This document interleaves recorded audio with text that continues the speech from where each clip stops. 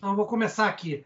Bom, boa noite a todas e todos. Vamos começar aqui mais um debate do Cineclube Casas Casadas, entrando aí no seu quinto mês de atuação, mês de maio, e com debates frequentes todas as semanas. E o filme de hoje, vamos começar logo esse debate, com certeza vai ser com bastante participação. Espero que todos aqui participem, lembrando sempre que há o recurso de utilizar a mão lá em cima da tela para pedir a palavra, que facilita muito, já que eu não consigo ver todas as pessoas ao mesmo tempo.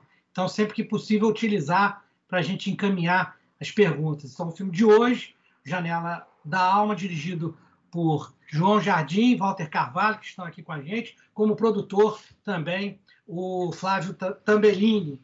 E para começar logo essa conversa, eu vou passar a palavra para os diretores, começando aqui pelo João, para saber, né? Quer dizer, como surgiu a ideia desse filme, de realizar esse filme, que na primeira impressão, a gente tem a primeira impressão de que é um filme sobre o olhar, mas o Walter já comentou antes da gente conversar aqui que ele é um filme que tem uma amplitude muito maior do que apenas um filme sobre o olhar. E o Flávio Tambellini também comentou a dificuldade de um produtor de lidar, no primeiro momento, com um filme que parece ter um material muito subjetivo, né? Pouco concreto. Então, eu queria saber de vocês como foi a ideia desse filme e a materialização, a realização dele. Boa noite, João Jardim. Boa noite a todos. Obrigado pelo convite. Muito bom estar aqui com o Flávio, o Walter, falando aqui desse filme depois de 20 anos. 20 anos, né? Nossa. Então, o filme ele começou, né, enfim, porque eu era muito míope, né? Hoje em dia eu operei catarata, né? E eu, enfim, quando eu falava, quero fazer um filme, enfim, eu apaixonado por cinema, do que eu vou fazer um filme, qual o tema, o que eu vou falar, será que eu vou saber fazer, será que eu... E aí eu comecei a tentar pensar um tema que fosse muito relevante para mim, sabe? Alguma coisa que fosse muito íntima, muito pessoal, assim, uma coisa que eu tivesse enfim, pudesse falar daquilo com potência, né? E aí veio essa ideia de falar um pouco sobre a visão, né? Realmente a primeira ideia do filme lá atrás foi falar um pouco da visão do ponto de vista mais físico e tal. Mas aí, logicamente, que quando a gente começou a pesquisar e surgiu uma coisa muito mais interessante, que é falar do olhar, né? Da percepção, né? Como um todo, né? Enfim, o Flávio e o Walter foram pessoas que vieram, né? Enfim, o Walter, eu estava passando com ele em Búzios e vi o Walter tomando banho de mar de óculos, né? E eu estava com essa ideia, nem tinha falado ainda nada, a ideia nem existia ainda. Eu vi aquele cara tomando banho de mar de óculos, eu falei, epa, acho que esse cara pode comungar da mesma ideia que eu, pode ter o mesmo interesse que eu, né? E aí, foi no final de semana que o Walter ganhou um prêmio lá de Berlim, lá pelo Central do Brasil, no feriado lá, e eu falei, pô, Walter, eu tô com essa ideia aqui, eu não sei se presta e tal. Enfim, e aí o Walter também, enfim, também não sabia nem o que eu ia fazer. Quando eu comentei com o Flávio, na mesma hora, ele falou, bom, vamos pensar. Mas foi um filme todo muito inventado, assim, sabe? No sentido, assim, inventado que eu digo assim, é muito difícil, né? Fazer, o Walter e o Flávio vão falar, é muito difícil fazer um filme sobre essa questão do olhar. Quando eu falava, as pessoas falavam, vamos fazer um filme, faz um livro, faz uma, sabe? Isso não dá filme e tal, mas foi uma questão de persistência, né? Foi parceria, persistência, né? E foi essa ideia, né, comungada por esse trio mesmo ali de buscar algum sentido nessa ideia da questão do olhar, né? E aí a gente foi aos pouquinhos, né? E justamente a partir dessa dúvida que todo mundo tinha se aquilo dava um filme, que o filme foi crescendo e ganhando assim. Então, pô, vai ter que ter gente internacional para falar, vai ter que ir para esse tema, vai ter que ir para aquele tema. A gente, no final, fez 53 entrevistas e acabamos usando 19, né? Enfim, para contar aquelas histórias, né? Então, você vê que a gente foi um filme pesquisado o tempo todo até chegar no final, né? E muito tempo de edição, né? E o tempo todo era um questionamento, tem filme, não tem filme, e o Walter estava fazendo, não sei, Biro despedaçado, não sei aonde, aí mandava o corte para ele, falava, você acha que eu vou ter que devolver o dinheiro todo? Você acha que isso está prestando? Eu acho que foi um processo que do início ao final foi sempre assim, tem filme ou não tem filme, sabe? Que foi uma coisa até que aconteceu também com um outro projeto que eu tive, que foi bem sucedido, que foi o Lixo Extraordinário, assim, que o tempo todo era assim, tem filme ou não tem filme? Enfim, acho que para começar podia ser isso. Não sei o que mais que o Walter e o Flávio podem falar aí. Vou passar para o Walter. O Walter tinha comentado justamente isso, que a miopia tinha sido um dos elementos de motivação do filme. Walter, com a palavra, aí dizendo para você que eu uso lente de contato. Quando eu usava óculos, também tomava banho. Banho de mar com óculos, uma vez o mar levou, eu quase fui junto. Boa noite. É um prazer muito grande, né? Estar aqui com esse quadro na minha frente de pessoas super bacanas, com o João, meu velho parceiro, Tambellini. Não, eu acho que o João já falou bastante, né? Eu só queria acrescentar a ideia de quando ele falou, né? Ele falou de um filme sobre a miopia, né? Fazer um filme sobre a miopia, a gente ficava falando do Woody Allen, ficava falando do Godard, vamos entrevistar pessoas que usem óculos por causa da miopia e tal.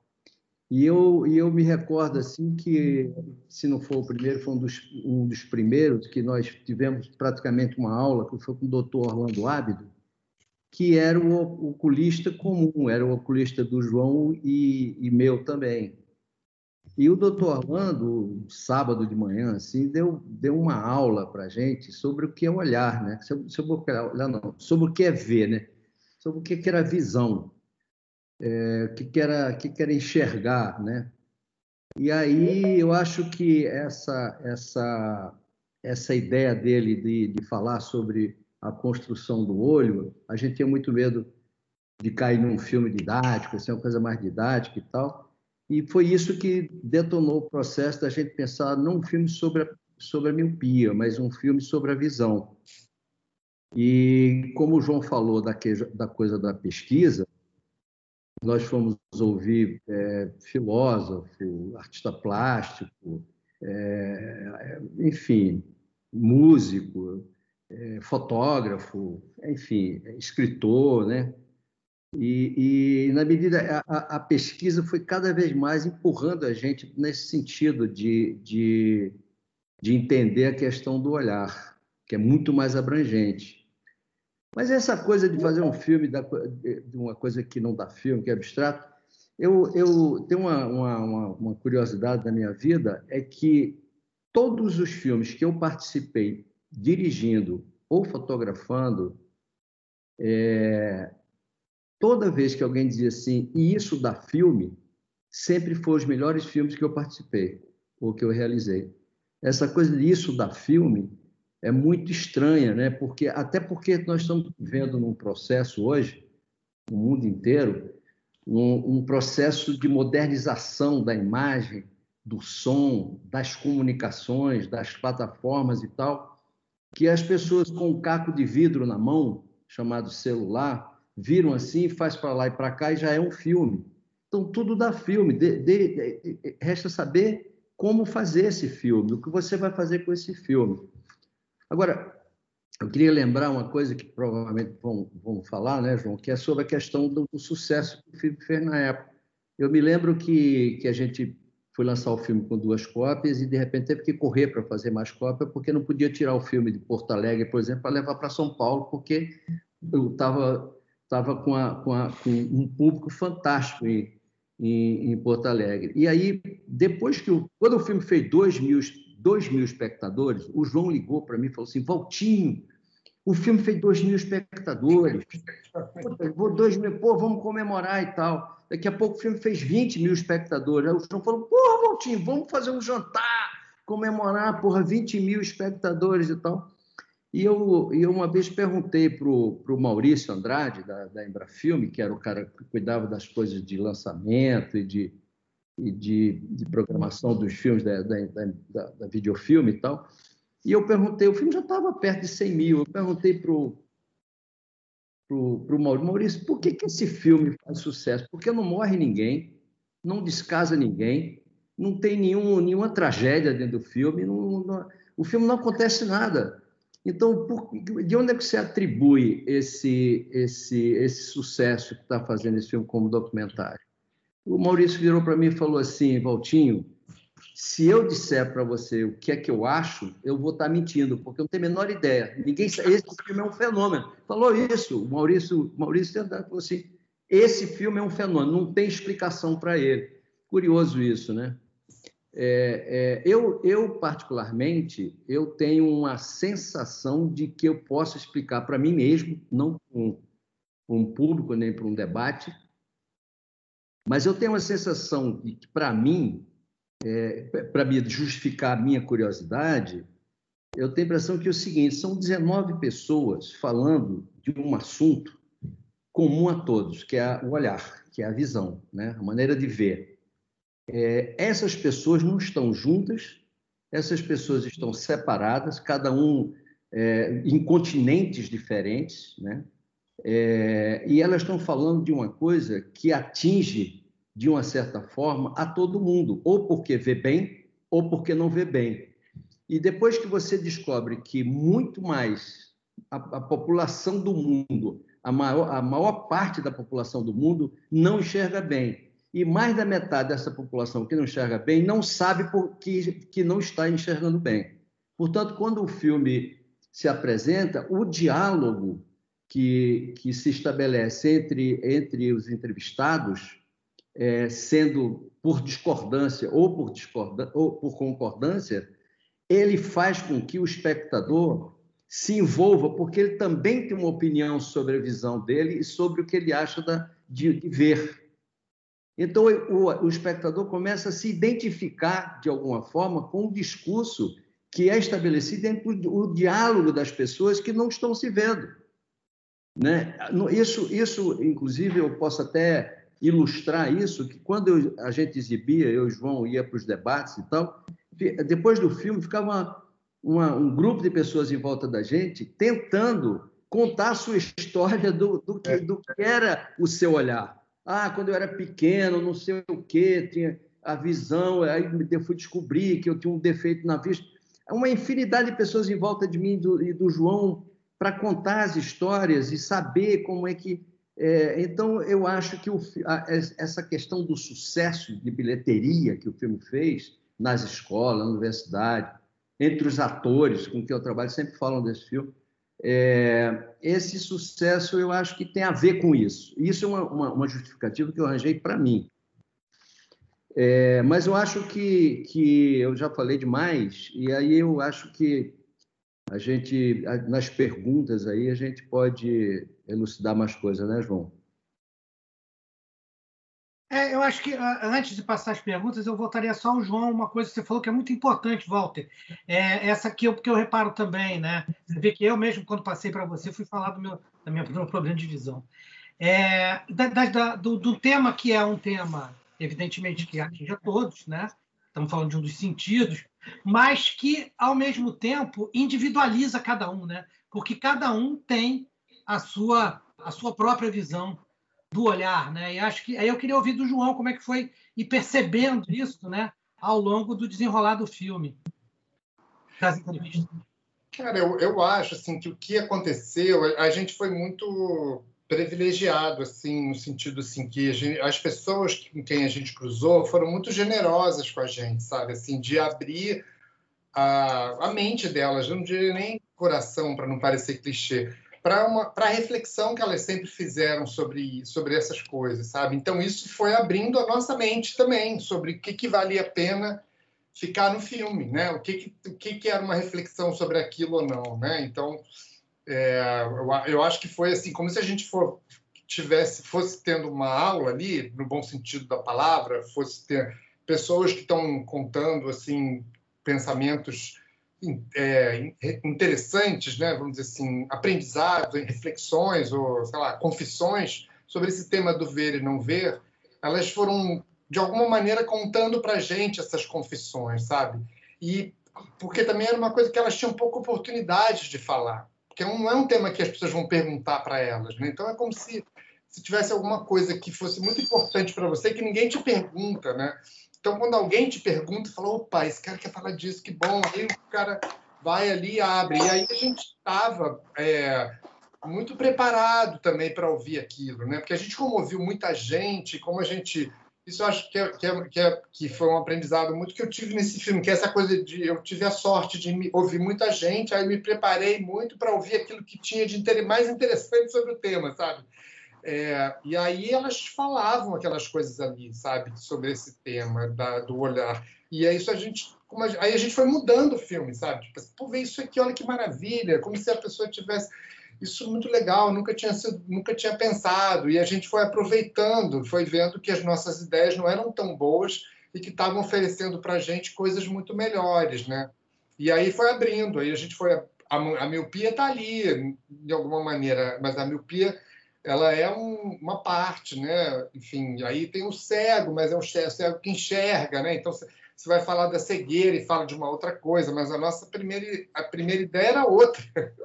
Mas aí as pessoas trouxeram uma outra coisa. Opa, é isso aqui que eu vou aproveitar, entendeu? Mas nunca, em nenhum momento, alguém pensou, não, vamos botar num filme um cego que fotografa, sabe? O que a gente fez foi aproveitar quando veio isso pra gente, porque não veio da gente, sabe?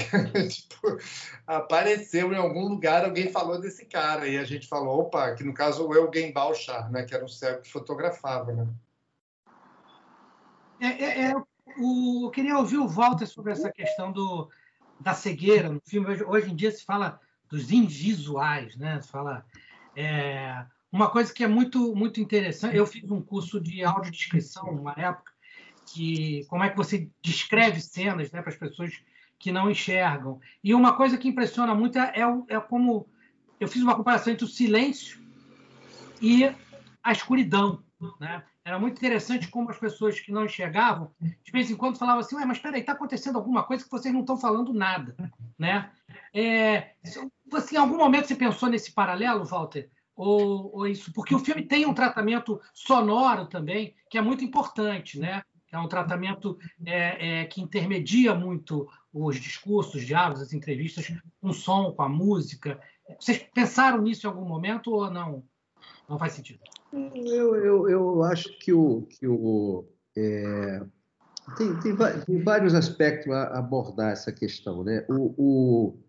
Essa coisa da cegueira, por exemplo, quando a gente começou o filme, tinha uma expectativa até de perguntas que a gente chegou a fazer, que você prefere ser cego ou surdo?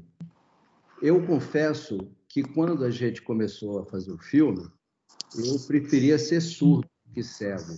E quando eu acabei o filme, eu cheguei à conclusão que eu preferia ser surdo e não cego. Ou melhor, eu preferia ser cego e não surdo. Porque o mundo do silêncio é muito mais complexo.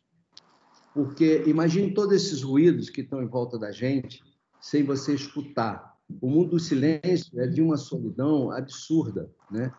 E por uma questão assim, digamos, por uma, não sei se contradição ou se um paradoxo, né? O cego vê de alguma forma. Eu nunca vou esquecer o dia que a gente estava na varanda da casa lá, do escritório do Arnaldo Godoy, e ele conversando com a gente, e a nossa equipe era 5 pessoas, né? E ele conversando com a gente um pouco assim antes da entrevista, a gente ia andar com ele com o carro pela cidade e tal, e chegou a secretária dele, do lado, chegou a secretária com os papéis na mão, ele era vereador de Belo Horizonte na época. Aí ela chegou perto, ele parou, olhou para ele e perguntou, o que você quer? Aí eu falei, como é que ele sabe que ela chegou aqui, se ele é cego?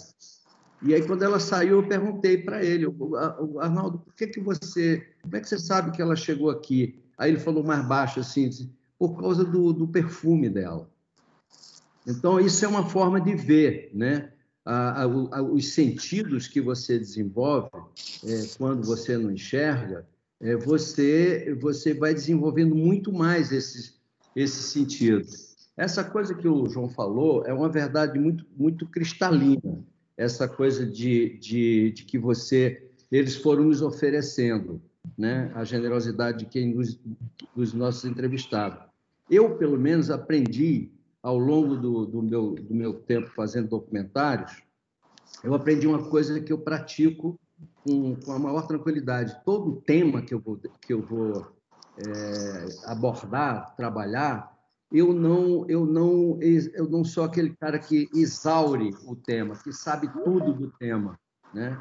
Eu faço questão de não saber de toda a questão do tema. Porque se eu souber tudo do tema, eu vou perdendo um pouco a graça, porque eu já sei.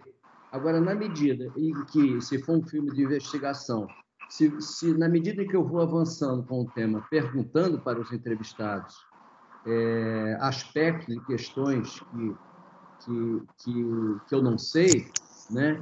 Ele vai dizer coisas que eu jamais podia imaginar, mesmo eu sabendo, mesmo eu achando que sei de tudo do tema.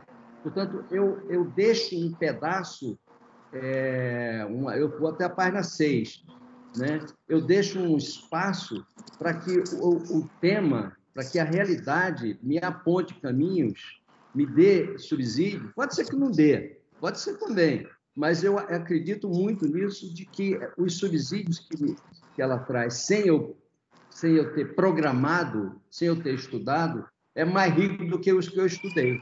Até é mais rico porque até eu já sei. Um outro aspecto que eu queria também, só para concluir, o que eu estava falando da questão de que o filme teve uma aceitação, né? Foi muito procurado, muito visto e tal. Eu não me lembro mais qual foi o crítico, mas eu guardei a fala do crítico para sempre. Ele fala assim, lá pelo meio da crítica, ele fala assim, ele vai dizer, esse filme ele não tem enrolação. Assim mesmo, a palavra enrolação. Não tem enrolação. Não se desperdiça imagem ou silêncio.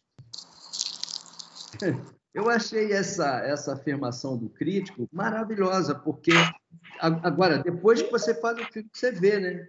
Depois que você faz, que vê com o público, que vê o percurso, você vai descobrindo isso. Então, eu vou repetir, porque é muito interessante, assim, não há enrolação, não se desperdiça imagem ou silêncio. Eu acho muito, muito sintomático para o que o filme é, assim. Também era bom registrar, né, João, uma pessoa que nos ajudou muito com as pautas e com a pesquisa, sobretudo, que foi René Bittencourt, né? Bittencourt, que uma jornalista... René Castelo Branco. Desculpa, René Bittencourt. René Bittencourt é um grande produtor, né, de cinema. René Castelo Branco, que é uma jornalista fantástica que nos ajudou muito, muito na pesquisa, nas opiniões e nas pautas. Assim, na pesquisa, como o João falou, que a gente fez uma pesquisa muito grande, foram 53 entrevistas, né? Enfim. Eu não sei se eu te respondi, mas é um pouco isso. Perfeito. Agora, o Flávio Tambellini não falou. Eu queria ouvir o Flávio também. Na verdade, esse filme foi um desafio fazer o filme dentro de um conceito que foi se aprofundando, né? Conforme as entrevistas ocorriam, um assunto puxava o outro. Então, é um filme realmente dos diretores, no sentido que as coisas aconteciam na hora da filmagem, né? Então, assim, e é maravilhoso, porque eu acho que isso está na essência do cinema, né? Você arriscar um tema e isso vai dando certo, né? Porque geralmente você faz filme achando assim, esse filme vai ter público, esse filme vai ter... E geralmente não tem público. E esse a gente estava pensando o contrário. Será que não vai ter? Não vai ter? E teve. Quer dizer, é a beleza mesmo do imponderado, né? Do imponderável que aconteceu nesse filme, né? E assim, o meu papel no filme foi de estar por trás, né? De ajudar por trás. E o filme muito feito na hora da filmagem, muitos planos, né? O Valtinho com certeza bolou na hora, né? Porque ele sentiu essa possibilidade. E como assim se entrevistaram-se pessoas muito instigantes, Wim Wenders, Saramago, quer dizer, era enriquecedor. Então, assim, é isso que eu tenho a dizer, né? O filme ele demorou um tempo, porque a gente fez em partes, né? Fez primeiro a parte no Brasil, depois buscou mais recursos para fazer a parte de fora, e uma edição bastante meticulosa, né?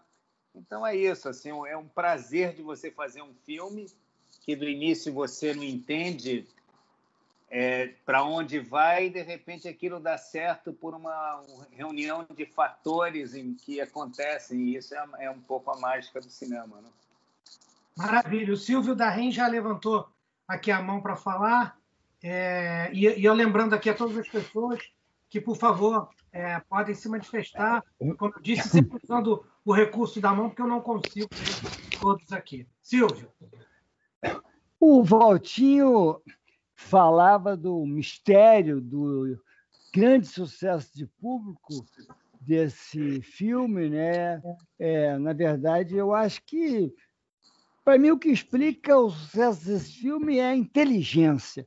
É um dos documentários mais inteligentes da filmografia documental brasileira, com muita sensibilidade também, e essa união de uma pessoa que é um mestre da luz, que é o Valtinho, a cabeça do João, a inspiração do João. Acho que foi uma junção magnífica, mas basicamente eu acho que é o filme cabeça, né?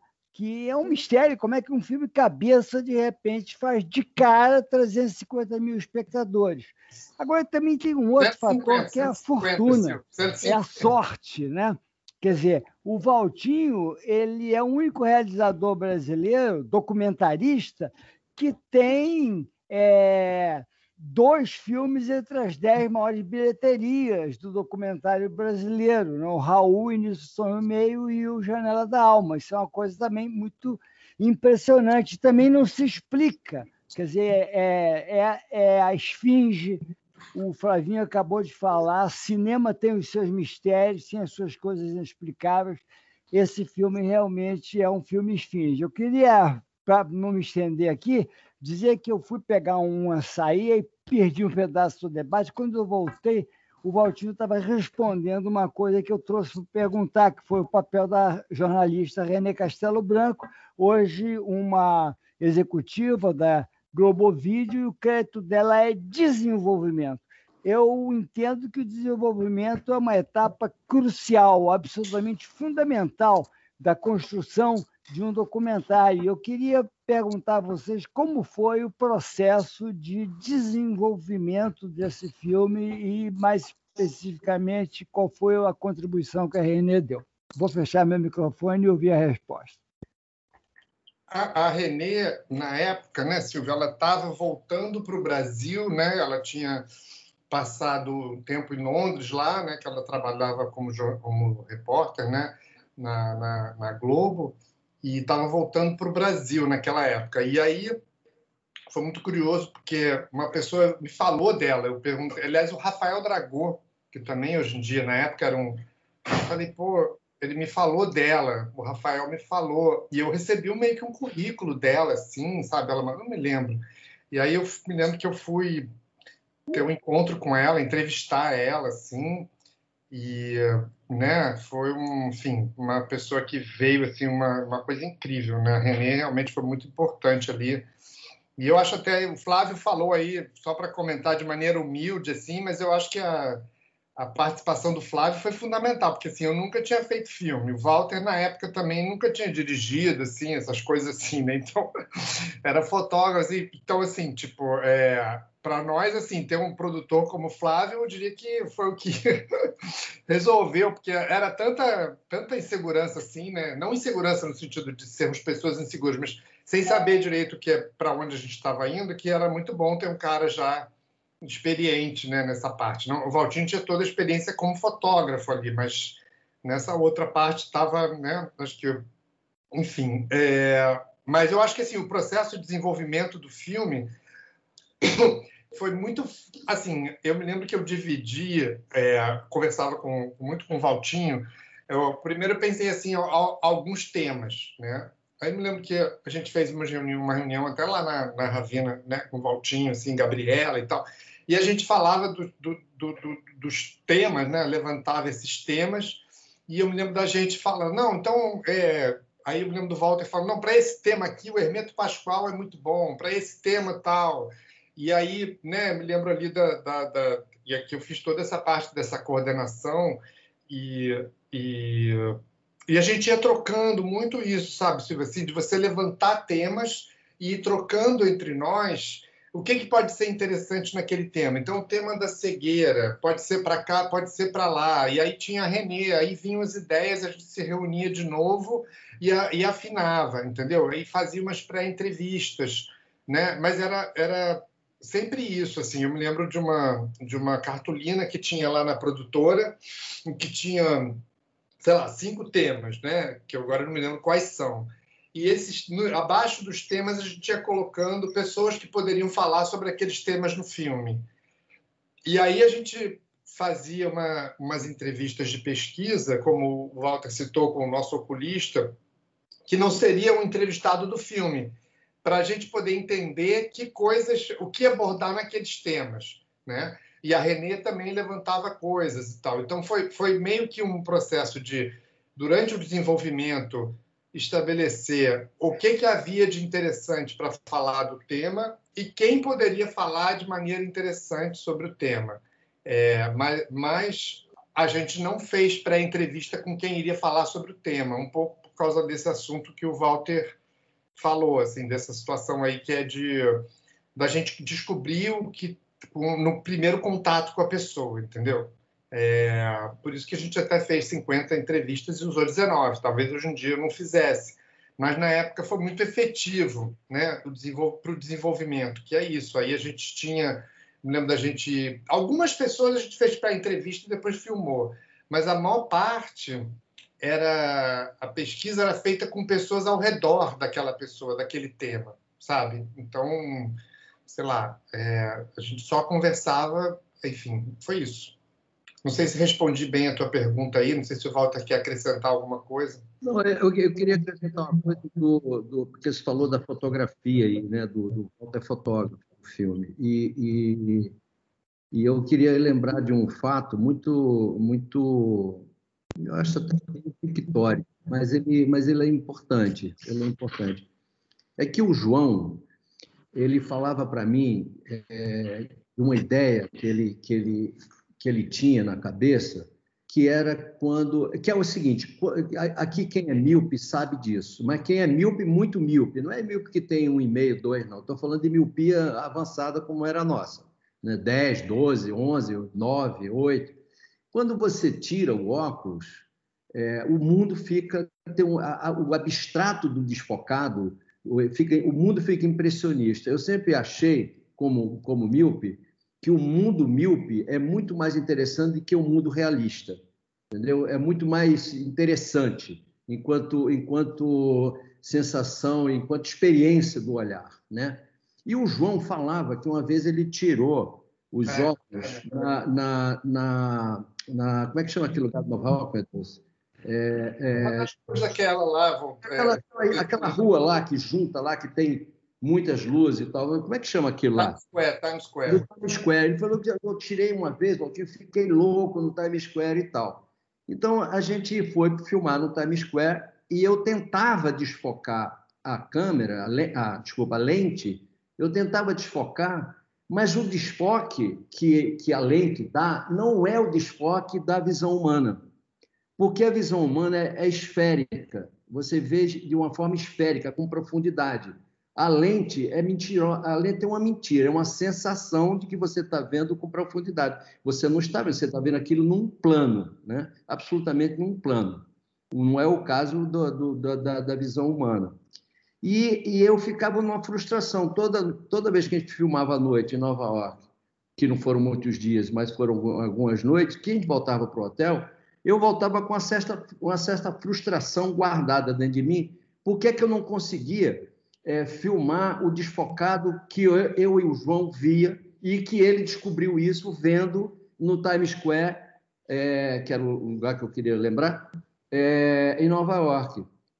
E aí, um dia, uma noite, o João e eu fiz aniversário no filme, né? Fiz aniversário. E aí o João resolveu que a produção ia pagar o jantar no Nobu. Para quem não sabe, o Nobu é muito caro. Eu só vou no Nobu quando alguém paga meu jantar, porque não dá para pagar um jantar no Nobu. Mas é o melhor japonês do mundo. E nós fomos lá. Aí eu virei para o meu querido Emanuel Águas, que era o meu assistente, aí mais para falar uma coisa de fotografia mesmo. E aí falei, pega era uma 8mm, uma lente fixa, 8mm.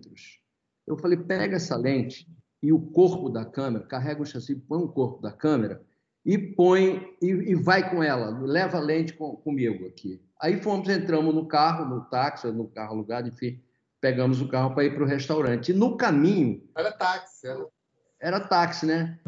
Até que eu fiquei narrando. Não, a gente falou, eu falei para o Walter, Walter, e aquele plano que deu ideia para o filme, não sei o quê? Ele falou, vamos fazer hoje e tal. Aí eu falei, tá bom, vou chamar. Aí eu falei, então tá, aí eu trouxe a câmera, eu falei, vou chamar o táxi. Aí chamou o táxi. E a gente entrou no câmera.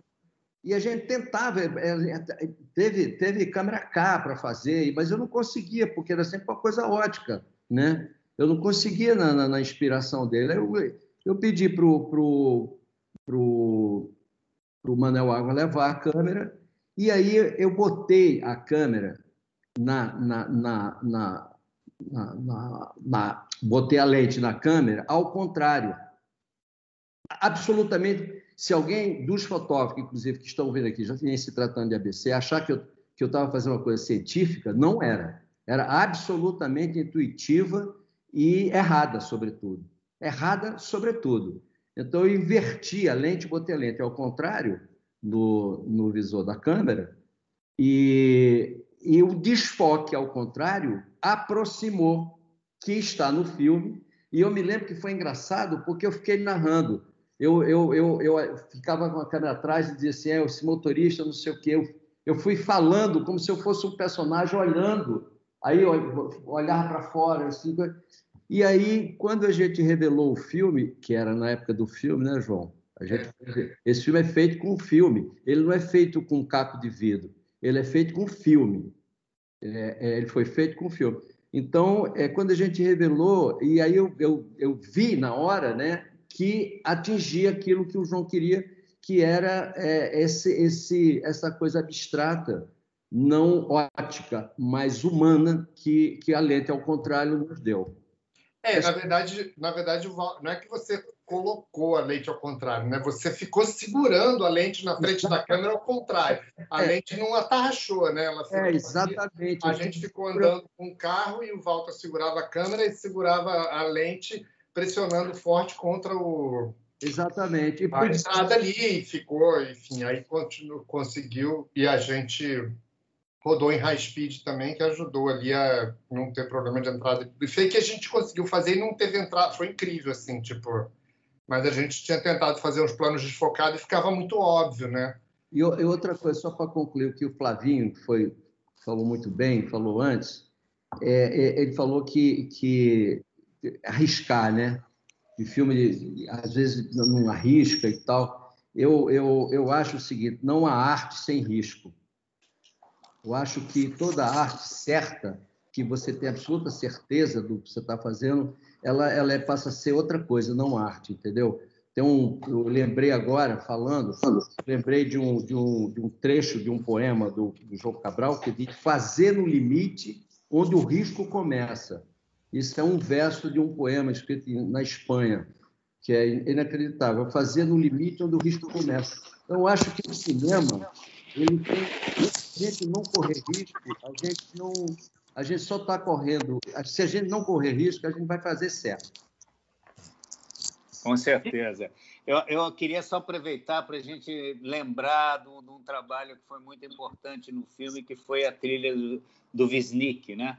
Miguel Wisnik, que é um trabalho que acho que encaixou muito no filme, né? Porque o Wisnik também é um filósofo, um pensador, e eu acho que ele fez uma música muito no viés, né, da proposta do filme, e isso ajudou muito o filme. Isso é bem lembrado, porque quando a gente foi conversar com ele, com o Snicker, demos ideia, falamos, e aí, de repente, eu olhei para ele assim, eu falei, ô, Vinícius, você tem que fazer uma música que não é para ouvir, é uma música para ver. Ele olhou para mim assim, mas eu tirei da minha cabeça na hora. Ele olhou para mim assim, disse, como é que é? Eu falei assim, eu acho que essa música não pode ser uma música para ouvir, tem que ser uma música para ver.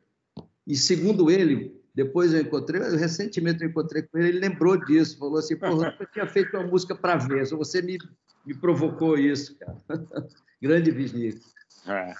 Só uma lembrança. A Dinara está pedindo aqui para fazer uma pergunta.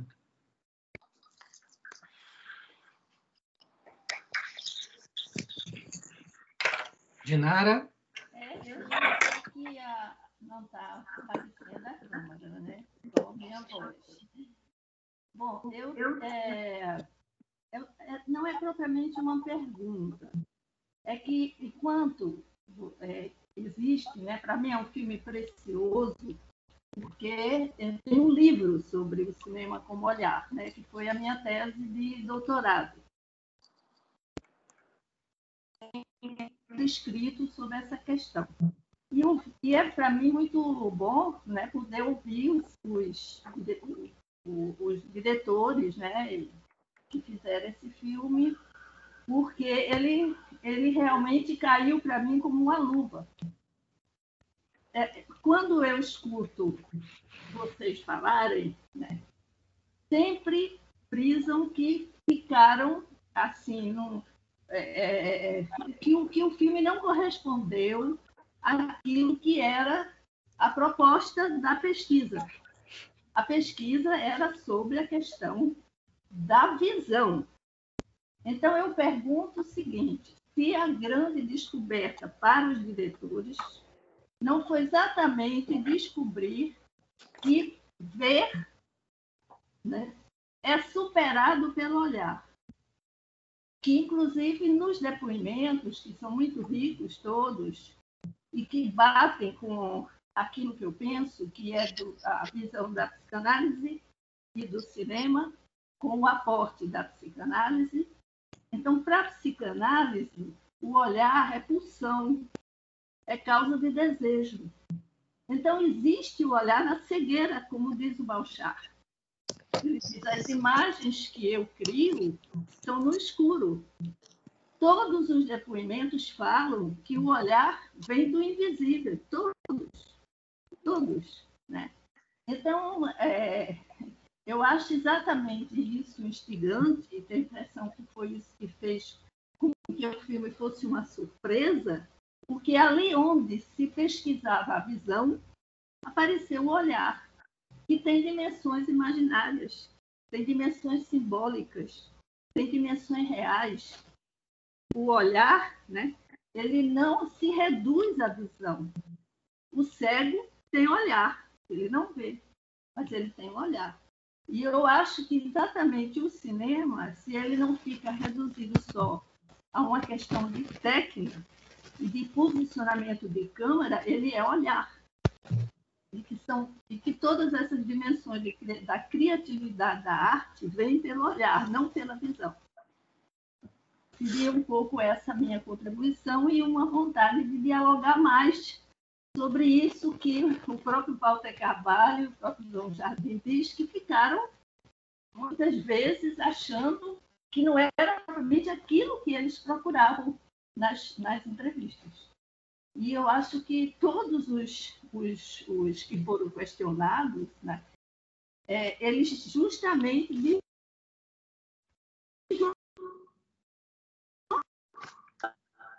todos.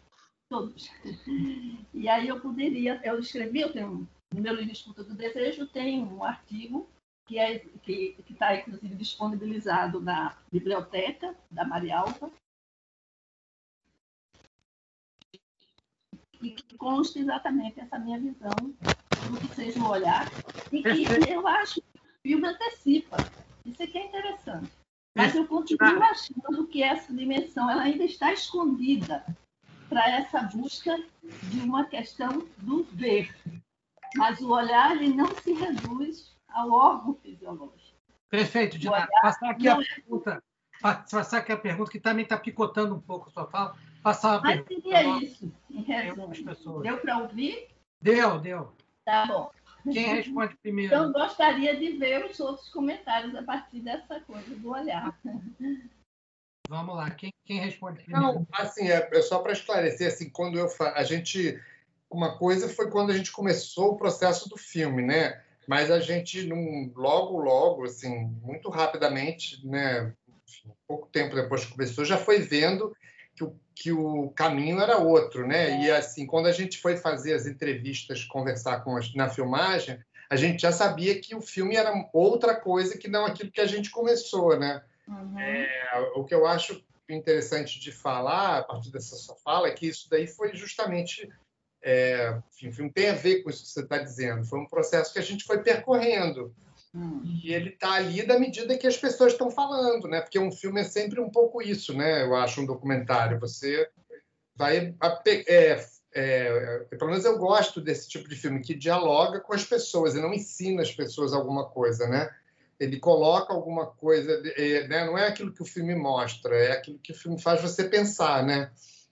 Então, não adianta ser muito direto, né? Vamos dizer. Então, acho que ele o tempo todo está falando de que a visão física é uma coisa que é segundo plano, perto de tantas outras maneiras que a nossa mente tem de perceber as coisas, né? Essa questão da percepção, do ver, do olhar, de como quiser, né? A visão, ela tem sua importância, logicamente, mas ela é, né, agregada a várias outras coisas, né, que estão dentro da gente, que é do indivíduo. E o filme só fala disso o tempo todo, né? Eu acho que do primeiro ao último fotograma, assim, talvez ele não seja didático, mas acho que foi isso que a gente foi aprendendo desde o princípio. Bom, a sua pergunta é muito pertinente. Como é seu nome? É Dinara. Dinara. Isso. Eu já vi coisas que você escreveu, é muito pertinente. Agora, além do que o João já falou, eu acho que quando você procura aquilo que você não sabe onde está, né? Quando você põe uma criança brincando e esconde alguma coisa da criança na Páscoa, por exemplo, para ela achar, você sabe onde está. A criança, de certa forma, sabe, é uma brincadeira ali, né? Então, se você levar isso para o mundo do documentário, você procura aquilo que você não sabe. Porque se você, no meu caso, né? Se você procura o que você já sabe o que vai encontrar, não vale a pena achar, nem tampouco procurar. Então, você procura aquilo que você não sabe. Um filme documentário, no gênero, no estilo, na maneira que é o Janela da Alma, e tem outros filmes dessa forma de investigação, é um filme que procura nos seus personagens, no seu contato com os seus personagens, né? Isso do ponto de vista da elaboração de um filme. Do ponto de vista da psicanálise, o próprio cinema é uma psicanálise muito profunda, no seguinte sentido: você entra numa sala, né? Senta numa cadeira, numa poltrona confortável, né? A luz se apaga, começa o filme, e para quem não sabe, né? O filme são feitos de fotogramas, né? Que vão se repetindo. Entre um fotograma e outro, existe uma tarja preta, tá certo? Para poder dar a ilusão do movimento, porque o cinema é um truque, tá certo? O cinema é um truque. Então, você, de posse você se deixa levar por esse truque, tá certo? E se você está vendo um filme de 1h30, pelo menos quase metade ou metade desse tempo você passa no escuro. Por quê? Por causa do entre frames, entre fotogramas, que é o preto. Então, para iludir, você que ficou 1h30 vendo um filme, você ficou quase metade no escuro. Portanto, você sonhou, porque você estava no escuro. do ponto de vista da psicanálise, é absolutamente um sonho que você teve ao assistir um filme. Freud está aí para explicar isso. A terceira coisa que eu falaria a respeito dessa questão, acrescentando ao que o João muito bem falou, é que para ver, basta fechar os olhos e abrir os braços.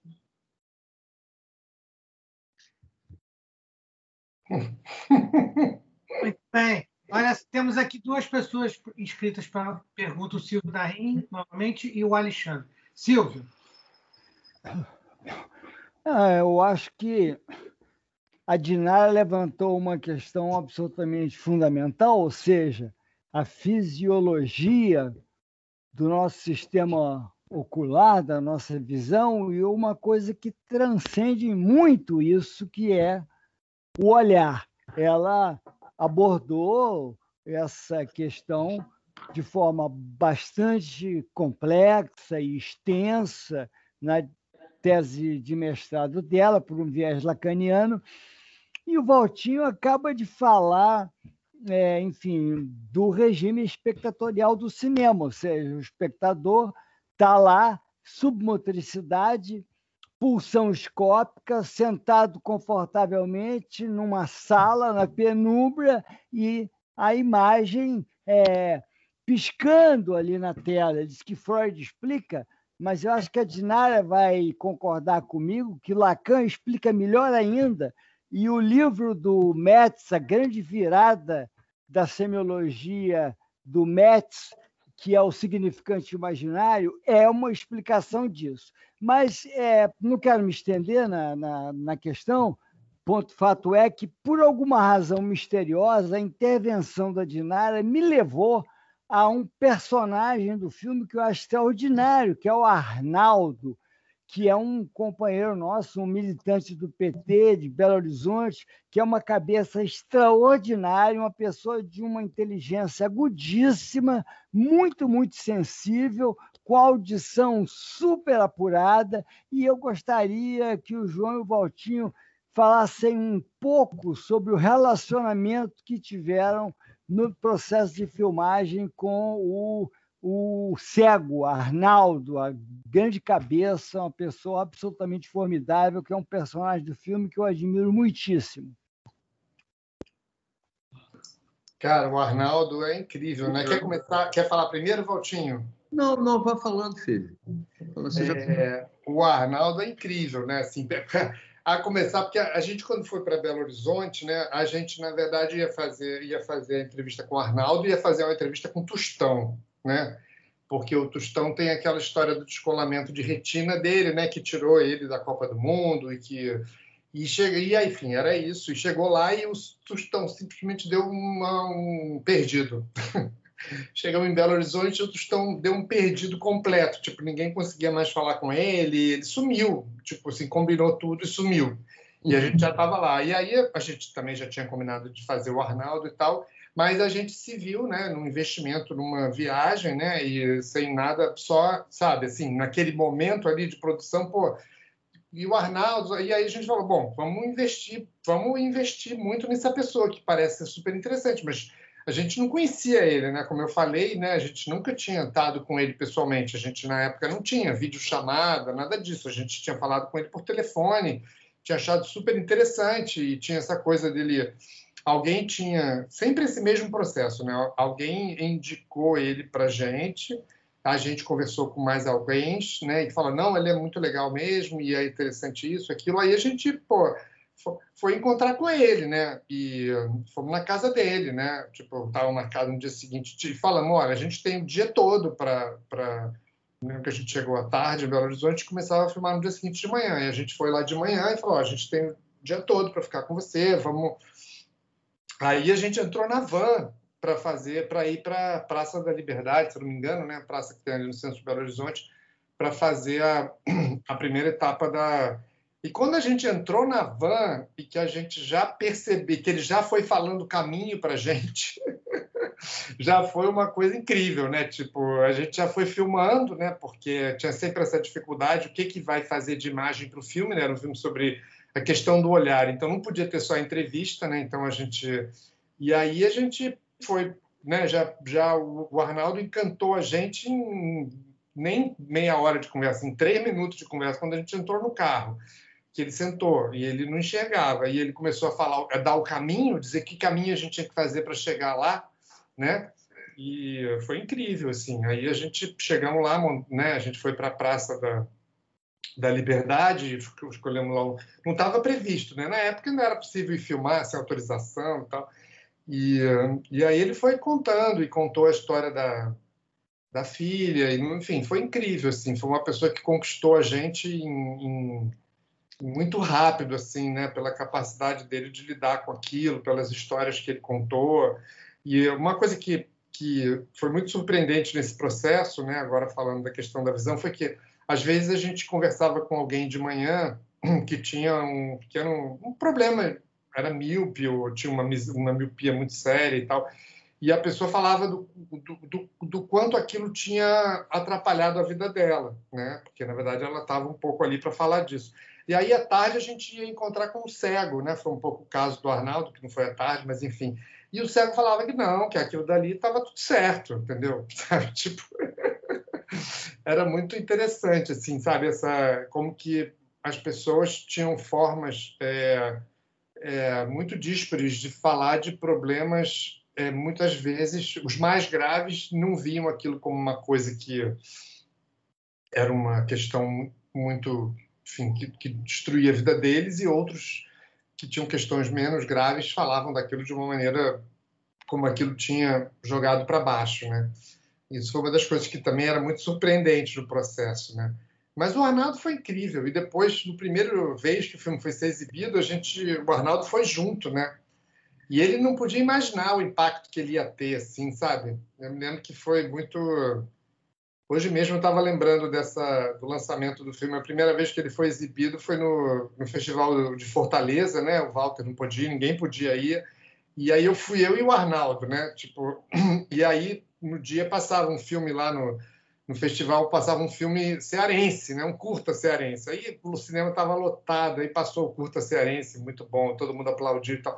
Acabou de passar o curta cearense, todo mundo começou a ir embora do cinema. O cinema começou a esvaziar. E aí subimos eu e o Arnaldo lá e tal, e o Arnaldo, que, né, era cego, eu falava, Arnaldo, as pessoas estão indo embora. Aí o Arnaldo falava assim, bom, agora então que subiu o cego aqui no palco, vai todo mundo embora mesmo, né? Tipo...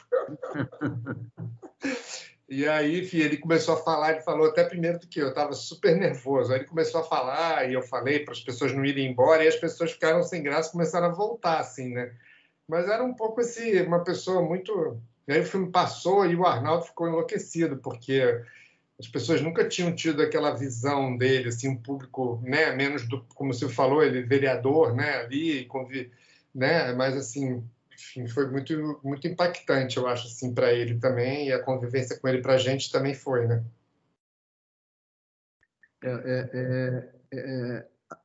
Acabou, querido? Acabei, Walter, acabei. É só para acrescentar nessa coisa que o João falou da van, é que ele, quando ele ficou cego, ele foi perdendo a visão aos poucos, foi ainda criança que ele perdeu, e ele desenhou a planta baixa de Belo Horizonte de memória, depois de adulto. Ele, de memória, um dia ele desenhou a planta baixa de Belo Horizonte.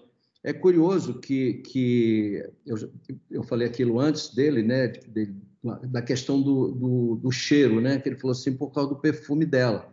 Então, isso é um pouco, responde em parte, um pouco da Dinara que colocou, que você vai juntando essas peças. Quando ele disse que é uma coisa simples, né? Ele falou assim, por causa do cheiro. Podia ser uma piada para mim, né? Um comentário anedótico, assim, por causa do cheiro dela. Podia dizer assim, o perfume dela é muito forte. Eu não senti cheiro nenhum, mas ele sentiu, entende? Então, o que eu quero dizer é que isso vai mudando dentro de você, de quem está conduzindo aquela história do documentário ali, vai te colocando elementos que você não sabia, que o cheiro tinha aquela... né? Você vê na prática, você vê encenado na sua frente literalmente, né? Outra coisa que o João falou interessante é essa coisa de você perguntar uma coisa para uma pessoa que tem uma visão que pode ter atrapalhado ou não ter atrapalhado a vida, antes ou depois de usar óculos ou de uma cirurgia e tal, e à tarde fazer uma entrevista com um cego, né? Essa coisa que o João lembrou muito bem. Eu vou pedir licença para contar uma história que pode parecer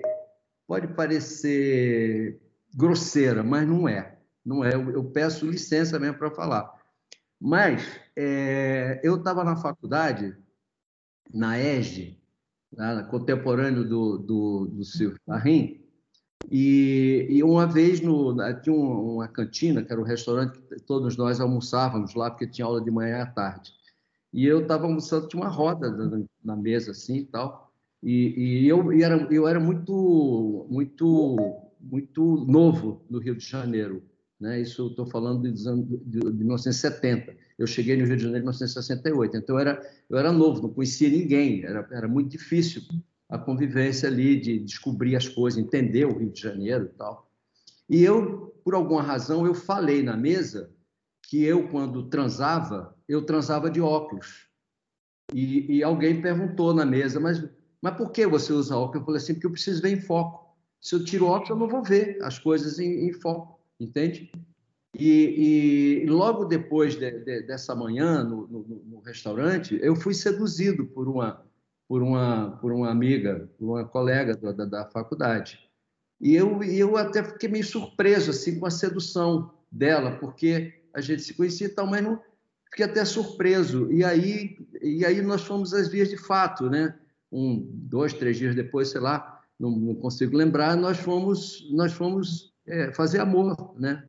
E aí ela falou assim, quando acabou o ato, né? Ela virou e falou assim, eu gosto muito de você. Aí eu falei, mas por quê? Assim, ela falou assim, porque você não é mentiroso, porque você não tirou o óculos. Então, isso é um exemplo de que a miopia não me atrapalhou na vida. Não me atrapalhou. Pelo menos aí foi bacana para mim, né? Foi bacana para ela também, porque queria isso. Então, é só um exemplo de como ser míope também, nem tudo atrapalha. É verdade. Eu vou deixar de usar minha lente de contato. Passar a palavra aqui para o Alexandre. Alexandre, boa noite. Boa noite a toda a gente. Desde já agradeço e agradeço também o tempo que vou usar para alugar aí os vossos corações. Acho que tenho um pouco um desabafo aqui para largar. E queria perguntar, Cota, lembra-se da sua pergunta com que abriu a sessão de hoje? Sobre... A primeira pergunta que fez mesmo. Ih, rapaz, ó, já minha memória então, foi. Tudo certo. Como foi a pesquisa? A primeira pergunta foi como foi a pesquisa, como foi o desenvolvimento. Como foi a ideia, né? Como foi a ideia de fazer o filme, por aí. Mas é tudo certo. Eu, há um tempo, comecei a escrever um poema, quase a pedido, e dei por mim a escrever esse poema, já passado muito tempo sem escrever. E quando comecei a escrever, chegou a uma altura que eu não consegui parar, até que tive que me obrigar a parar. O poema começava da seguinte forma: porque a palavra já não nos fala da realidade como ela é, e vivemos uma subversão chamada normalidade, que também tão pouco é como ela é. Isto não é um poema, é um desenho na areia úmida do tempo que se espraia pela fenda de uma ampulheta que perdeu a verticalidade. Estamos sem pé. E o poema segue, e ele repete, isto não é um poema. E diz a certa altura que é uma pintura. Segue, e diz outra vez que não é um poema. E diz que é música. ele segue até que se desfaz completamente e deixa simplesmente uma pergunta na minha cabeça e no meu coração. E eu decido não escrever mais. Passado um tempo, eu descubro que este poema, afinal, era cinema. E eu nunca tinha feito cinema antes e sabia que ia ter algumas dificuldades em fazer no sítio onde estava. Eu vim de Portugal, cheguei há uma semana, vai fazer amanhã uma semana, aliás, e eu tive 20 anos em Portugal, ou mais, a fazer coisas, ou tentar fazer coisas em que os resultados eram sempre aquém daquilo que, na minha perspectiva, poderia ser, e era apontado muitas vezes como um trabalho ingênuo, um trabalho de pensamento muito mágico, demasiado mágico para poder ser agarrado, palpável de alguma forma, e no sentido da abstração, não é? E acabei por ter o que algumas pessoas chamam de carreira, mas para mim foi parte da minha vida, simplesmente. Assim, sempre muito à margem e sempre muito no oculto, né? No obscuro, naquilo que era o incompreendido. Esses espaços que estamos a falar hoje, que não tem muito a ver com a visão, mas sim com o olhar, não é? E com essa questão e não com a resposta. É o que eu chamo o lado C da cassete, não é? E é difícil. Hoje eu estou aqui porque vim para fazer cinema. Eu sou aluno da ABCine e muito por causa de outra parte do poema em que eu punha em questão onde estão os meus pares.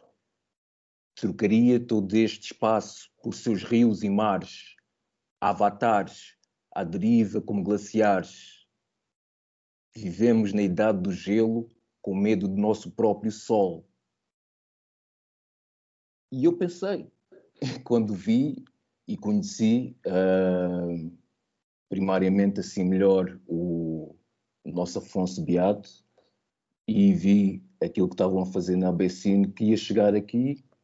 Nós estamos agora com a missão de realizar 4 curtas, e que realmente ia estar entre os meus pares e ia fazer uma coisa que ia me levar a outros lugares até.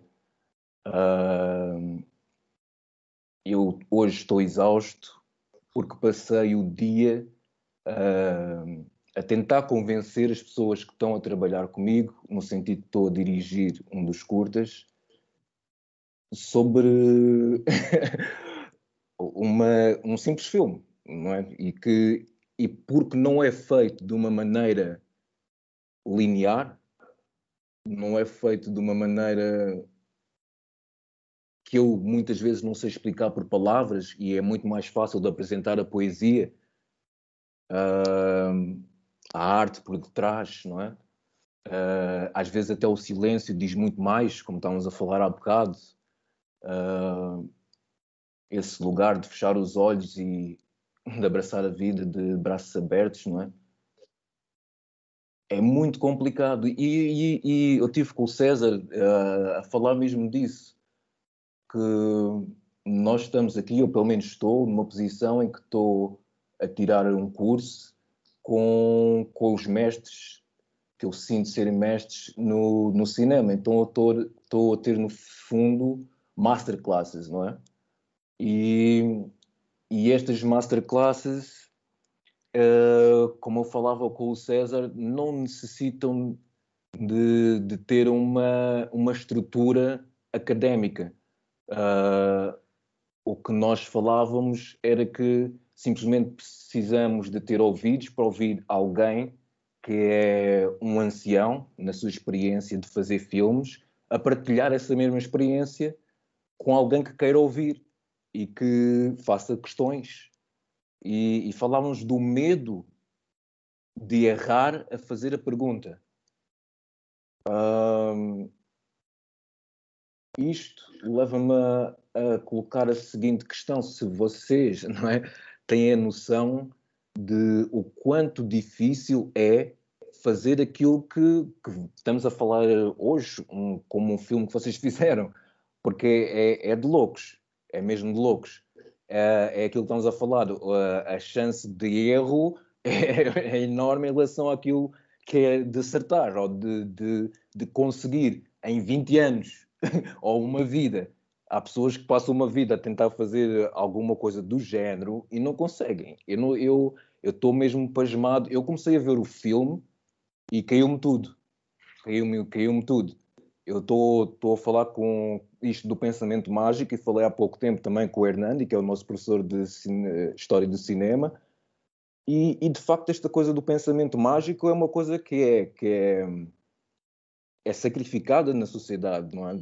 Quando uma pessoa é adulta tem que o deixar de ter, porque um adulto com pensamento mágico não é um adulto, é uma criança.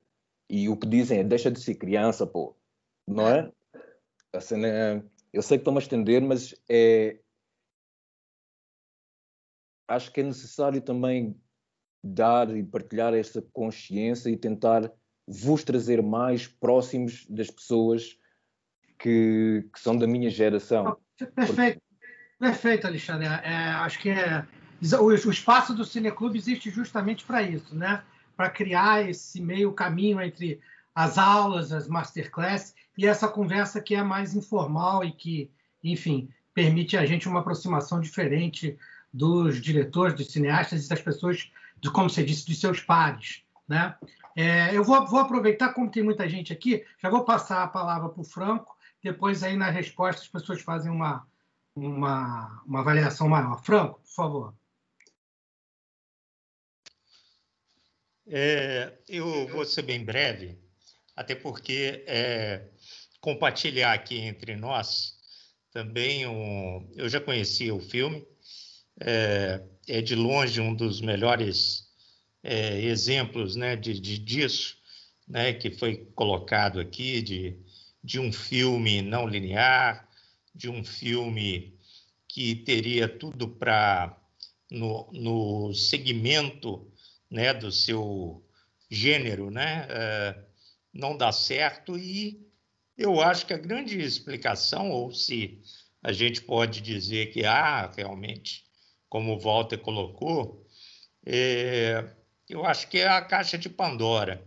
Se abriu ali, realmente, eu acho que a genialidade do filme, né, é essa condição humana, né, por conta do tema, né, e diversos personagens, e de uma visão globalizada da humanidade, porque a gente esquece ali também não só Saramago, como Vadar, né, grandes ícones aí da cultura recente, ou nem tão recente, do próprio cinema e da literatura, enfim, chegamos até o Godoy, né, e também pessoas comuns, professores de literatura, pessoas também que têm algo a acrescentar, lógico, mas essa condição humana frágil, né, é de suma importância em um filme que fala de humanidade, né, de limites, e como cada uma dessas pessoas, incríveis nas suas singularidades, nas suas particularidades e na sua psique, né, constata-se ali um grande elo, e que de diferentes não são, muito pelo contrário, são iguais, né? Diferentes culturas, países, línguas, né? E que eu acho que a genialidade, tá? Eu queria perguntar diretamente, porque eu não tive oportunidade até das vindas também do filme aqui em Juiz de Fora, onde eu estou, onde eu resido e trabalho, né? O João já veio várias vezes, Walter também já passou por aqui, mas vindo com o filme, eu queria perguntar em questão também da montagem do filme, se o nascimento do neném no final, o fechamento, evidentemente genial, na minha opinião, é o que dá o up do fim do filme e que é o início de tudo, né? O mistério da criação, o mistério da vida e da condição humana, que tão frágil é o neném, e naquele primeiro olhar, da visão da estranheza do mundo,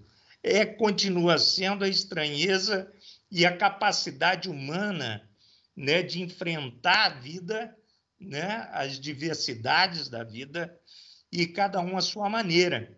Até porque o que mais desperta, talvez, a coisa do Godoy, naquela questão mágica também, né, da singularidade, né, de ver de outra forma, né, do cego, mas que também tem aquele preconceito das pessoas diante do diverso, né, do diferente, e cada um lida à sua maneira humana, né?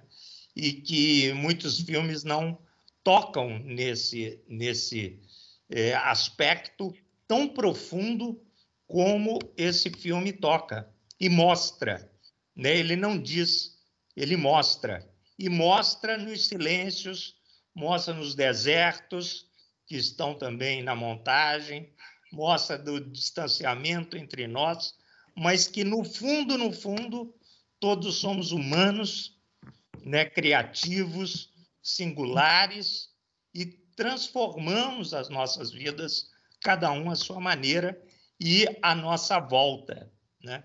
Eu acho que é um pouco disso, é um pouco filosófico, mas é o que me toca muito nesse filme, e eu queria também perguntar sobre a montagem do filme, né? A Karen, né, dividiu com o João a montagem. Eu queria saber como foi esse processo da montagem e como que o Valtinho também, nas ideias aí dos planos, contraplanos e desfoques, né, também inseriu ali determinadas coisas no parto, né?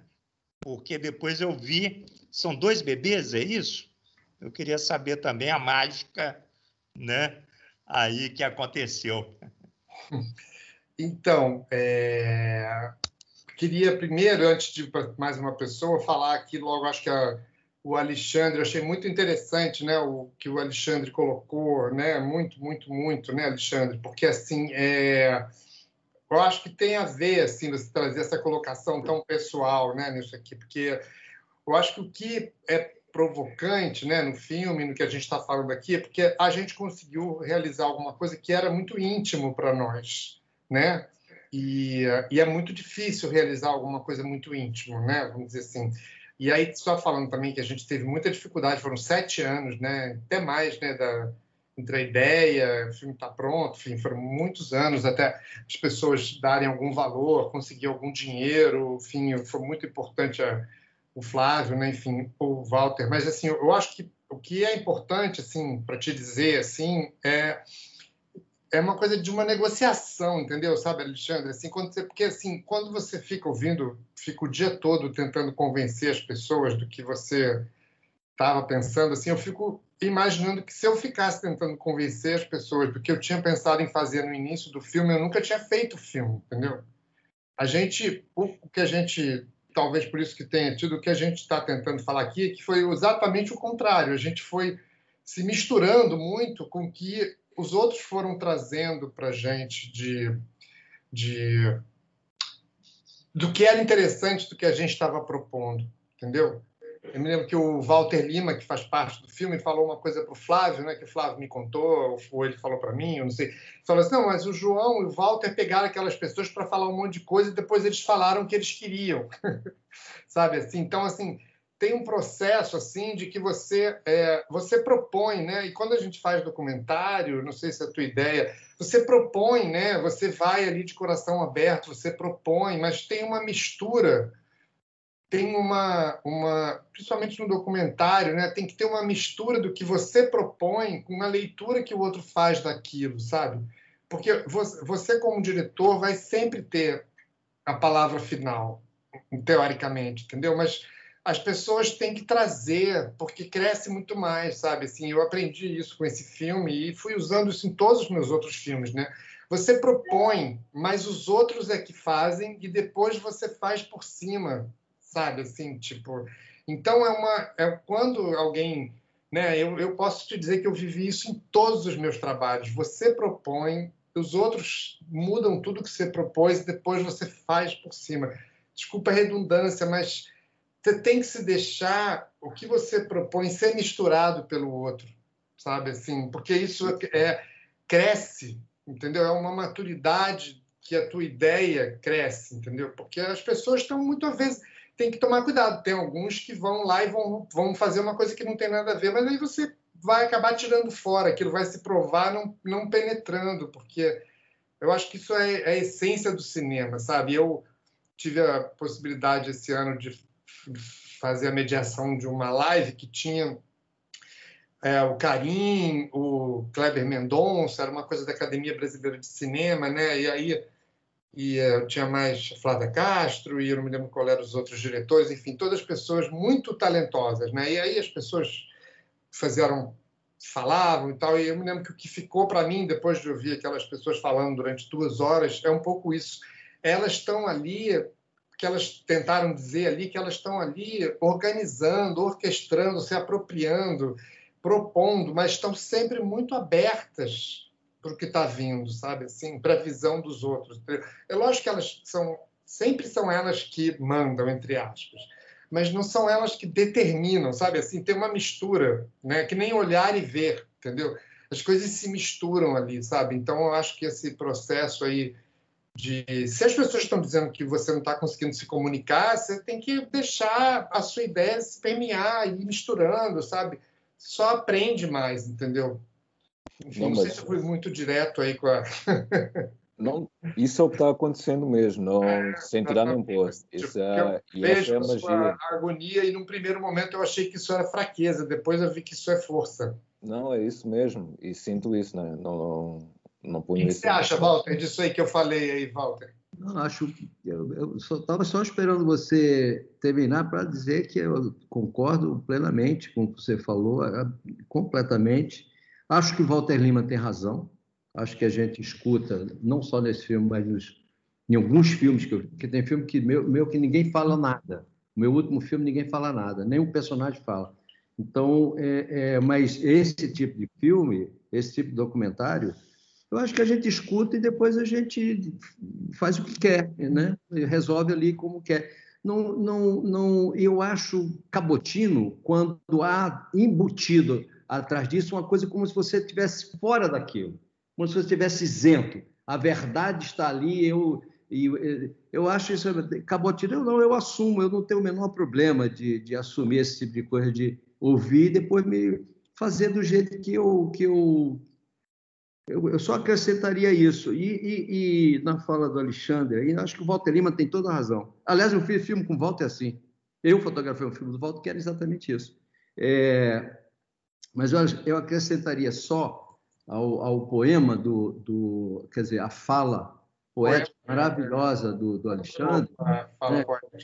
Você, hoje em dia, no meio dessa coisa dessa correria, dessa velocidade, e ao mesmo tempo nós estamos parados dentro de casa, e ao mesmo tempo a velocidade das máquinas, né? Como diz Ailton Krenak, porra, para o mundo, gente, vamos parar o mundo um pouquinho, segura o mundo não desembestou, não é isso? Nós inventamos um vírus, inclusive, fomos nós que inventamos, né? No meio disso, um rapaz, né, aqui nessa palestra, leu um poema. Para mim, você me emocionou com o seu poema, e te digo mais. Não é não, João? Eu acho que isso transcende o cinema, transcende a discussão do cinema, de Janela da Alma, de todos os filmes, porque é você, né? Você botou você aqui, sabe? E me deu uma vontade danada de dizer o meu sonho que eu tenho. Eu tenho um sonho de fazer um filme e poder dizer, como você diz no seu poema, Isso não é um poema. Você está dito no seu poema que você falou aí. Isso não é um poema. E num dado momento que você foi lendo, você diz isso é um filme, isso é cinema. Eu gostaria muito de fazer uma coisa que eu dissesse assim, isso não é cinema, isto é um poema. É o que eu tento fazer. Nunca consegui, mas um dia eu acho que chegarei perto. E você me inspirou a dizer isso publicamente. Meu sonho não é fazer um filme, meu sonho é fazer um poema com um filme. Você está vendo aí, Alexandre, como é que esse papo aqui vale tanto ou mais que uma masterclass, né? A gente aqui aprende muita coisa, não só no que diz respeito ao cinema, mas à experiência humana também. Ficou só pendente a pergunta do Franco em relação à montagem e aos bebês. Não, exatamente. Aí, Franco, assim, são 2 bebês realmente, né? Aquilo dali até complementa, né? Por isso que eu quis responder antes. A gente, quando estava fazendo o filme, né? A gente não tinha muito a menor ideia como é que acabava o filme. Tipo assim, sabe? Tipo, pô, como é que vai acabar esse filme, né? Tipo, e aí veio justamente, a gente tinha uma pergunta que fazia, que era essa, qual foi a imagem mais bonita que você já viu? Qual foi a imagem, né? Porque a gente ficava jogando um monte de isca, né? E aí vinha, muitas pessoas falavam essa resposta. Vinha a imagem mais bonita que eu já vi foi meu filho nascendo. Foi meu filho nascendo. Aí você fala, bom, né? Se eu botar uma criança nascendo no filme, aí ferrou, vou ganhar o prêmio maior clichê do ano, né? Aí você pega isso que as pessoas falaram como sugestão e fala, mas e se eu botar o bebê abrindo o olho? Você entende? Aí você tem, né? Então isso é um exemplo assim que tem super a ver com que é quando você pega, né? As pessoas sugeriram e vem essa ideia, né?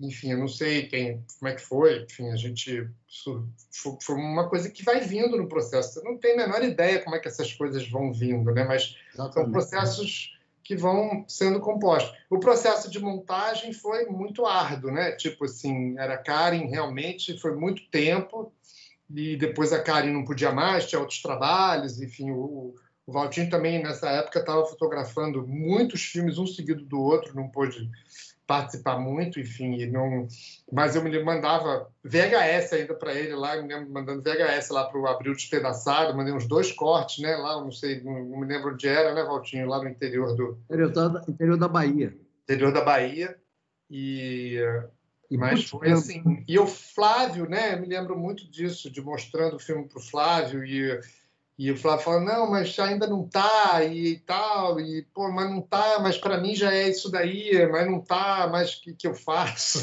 Tipo... Mas aí você vai ouvindo e a pessoa fala que não tá, e você fala, bom, então não acabou, né? Tipo assim, porque a gente também teve isso, né? Eu estava lidando com o negócio da arte, e aí a gente fez uma entrevista com a Faiga, lembra, Valtinho? Faiga Ostrover? Faiga Ostrover, maravilhoso. Ela falou essa história do justo, né? Que ela fala assim, quando que um pintor sabe que o quadro está pronto? Isso nem está no filme, né? E aí o Valtinho ficou todo, eu lembro o Valtinho todo feliz quando ela falou, ela mesma se fez essa pergunta, né? E ela mesma respondeu, ela falou assim, não, é quando fica justo, quando está justo, porque ele pode pintar eternamente, né? Vai, bota mais tinta, muda, não sei o quê. Quando está justo, ele tem uma sensação, teoricamente, o artista, o pintor, tem essa sensação da justeza, né? da peça, né?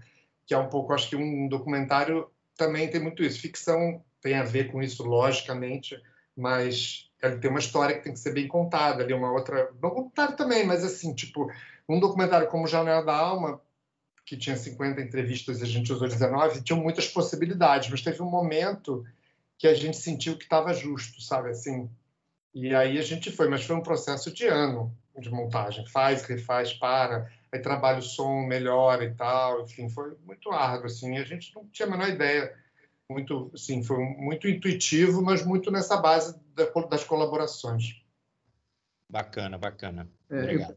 Eu podia complementar também, João, a questão do menino, do bebê que nasce, que tinha uma relação também com uma coisa que eu não... Eu gosto muito quando eu aprendo nos filmes que eu faço, coisas que eu não sabia da vida, né?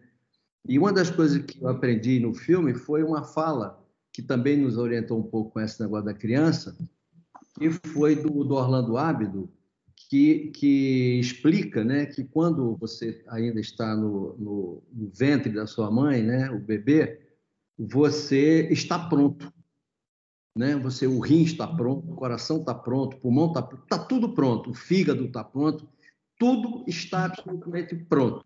Quando você nasce, os órgãos que você tem com você, eles só vão crescer, tomar o tamanho natural junto com você no crescimento. Mas tem uma coisa em você que não está pronta, o que é a visão, porque você está no escuro. A gente podia falar horas sobre essa questão. Você está no escuro. E o que é que faz você enxergar? Não é porque você nasceu, é a luz. O que faz você ver é a luz. O que constrói a visão é a luz, segundo o Dr. Orlando Ábido. Então, você leva até 6 anos para completar a visão, porque a luz vai construindo vai transmitindo para o teu sistema neurológico, para os teus... e vai construindo a visão. Tanto que existe doenças da visão que podem ser detectadas por especialistas dos olhos, dos médicos, pode ser curada durante esse período que vai até 6 anos, aonde se completa a visão. Tá certo? Você pode antecipar uma doença ou resolver uma doença da visão nesse período. O que se leva a crer que se você nascer e vou colocar você no escuro durante um longo período da sua vida, você vai ficar cego, porque não tem luz para construir a sua visão. Então, o bebê, né, o filme termina com o bebê tentando abrir os olhos. Essa é a metáfora do filme mais interessante que a gente conseguiu, essa felicidade que o bebê tem de abrir os olhos e ali está nascendo. Naquele instante, não está nascendo um filme, está nascendo uma visão. Eu acho isso emblemático para o filme, sabe? Muito bom mesmo. Agora a gente tem aqui mais 3 perguntas e acho que depois nós terminamos, né? Eu vou passar... Vocês estão falando de aprender. Eu aprendi agora com o Carlos Eduardo Menezes, que vai fazer a próxima pergunta, a usar aqui um recurso que eu não sabia, que a gente pode aplaudir quem está falando, né? Adorei isso. Poxa, aprendi. Foi um emoji aqui. Para não ficar muito pasteurizado, né? E é ótimo que todos os emojis são positivos. Ou é assim, um coração, ou aplauso. Então não vai ter que... fazer a pergunta. Bom, eu achei maravilhosa a apresentação. Muito obrigado por deixar eu falar uma coisinha ou duas aí. Como é um processo longo de 7 anos, 1 ano de edição, e as pessoas familiarizadas com o processo, sabe o que é difícil desenvolver um processo desse e colocar o olho, vamos dizer assim, em termos metafóricos, no gol, né? No ponto final.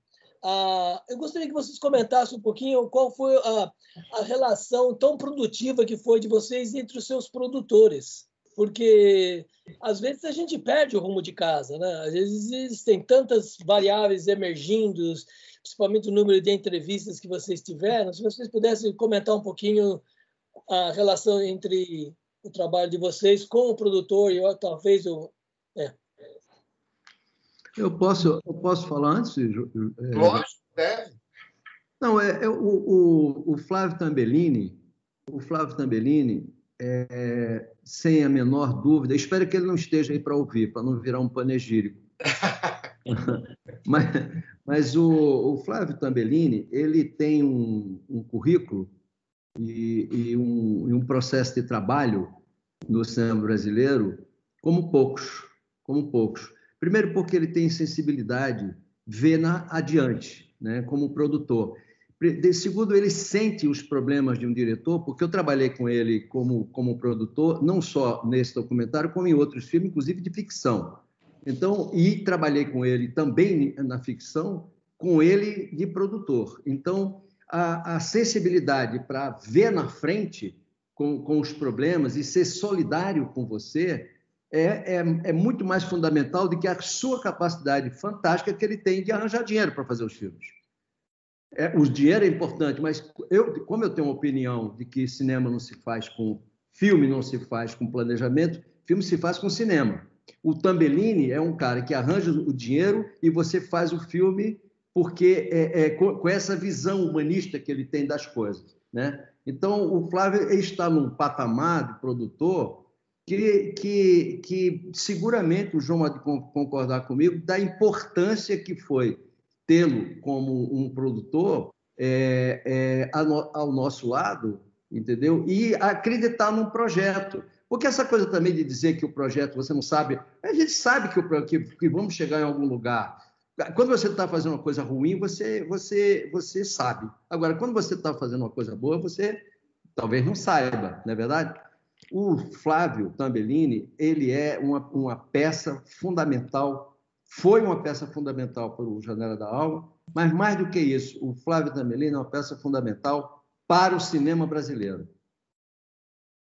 Eu diria, o Walter falou muito bem, exatamente. Eu acho que o Flávio tem várias coisas importantes no processo, várias, mas eu acho assim que, para mim, pessoalmente, do ponto de vista pessoal, é que tinha essa coisa que você percebia que ele, com a experiência dele, estava entendendo o que estava acontecendo e aquilo estava fazendo sentido para ele. Tinha várias ponderações aqui e ali. E isso era uma tranquilidade, entendeu? Porque, na verdade, assim, você está ali, como eu falei, aí monta mais, não sei o quê, aí você não se remunera, paga não sei o quê, vai não sei o quê, faz não sei o quê, tenta conseguir mais um dinheiro. Tem várias dificuldades que você vai enfrentando, porque você está atrás da tua voz, né? Vamos dizer, de alguma maneira ali, de uma voz.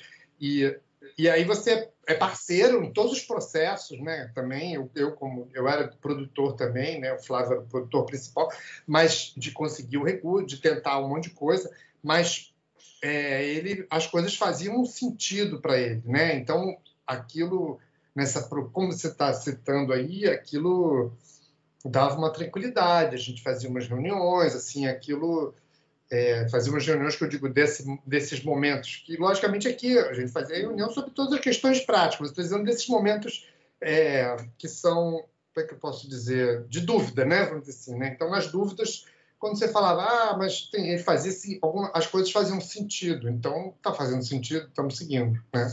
Quando parar de fazer sentido, aí temos um problema, né? Mas dentro sempre da dúvida, né? Tipo assim, eu acho que isso traz uma tranquilidade. Eu já passei por outros processos com outros produtores que não tinha isso e aí é mais assustador, vamos dizer, às vezes, entendeu? Né? Gera mais desgaste mesmo, né? Entendeu? E o risco é sempre de todo mundo, né? Isso que é importante dividir, né? Todo mundo está ali arriscando junto, né? Porque como a coisa eu aprendi com o próprio Walter, né? O cinema tem a ver com anos da nossa vida, né? O que a gente mais investe no cinema são os anos de vida que a gente tem. Isso não tem preço, é isso que a gente está arriscando. Como disse o Alexandre, né? Via aquilo que chama de carreira, ele chama de vida, né? Então a gente está sempre botando a vida da gente no trilho, né? Na reta, né? É isso aí, Zaida. Você, Zaida, e depois o Eduardo Prestes, e aí a gente termina. Zaida. Zaida, boa. Primeiramente, boa tarde, boa noite para vocês que estão aí no Brasil. O meu comentário vai ser muito pequeno, porque tudo que tinha de ser falado sobre o filme já foi feito. Então, a única coisa que eu quero dizer é que esse filme é uma poesia que te toca aqui no fundo da tua alma, e você vai para outros lugares que as falas diferentes do Saramago, do Winders, de todos os que deram depoimento, é uma coisa que te toca profundamente na sua humanidade. Então, vocês fizeram, o time, o Walter, o João, o Fábio, todo mundo são gênios. Então, muito obrigado pela sua genialidade, porque vocês, a mim, pelo menos, me tocaram muito fundo no coração. Obrigada. Só isso. Muito bom, Zaida. Obrigado a você que está sempre presente. Obrigado, Zaida. Muito obrigado pelas suas palavras. Zaida está sempre presente, participante aí lá eu chamo de nossa correspondente no Oregon.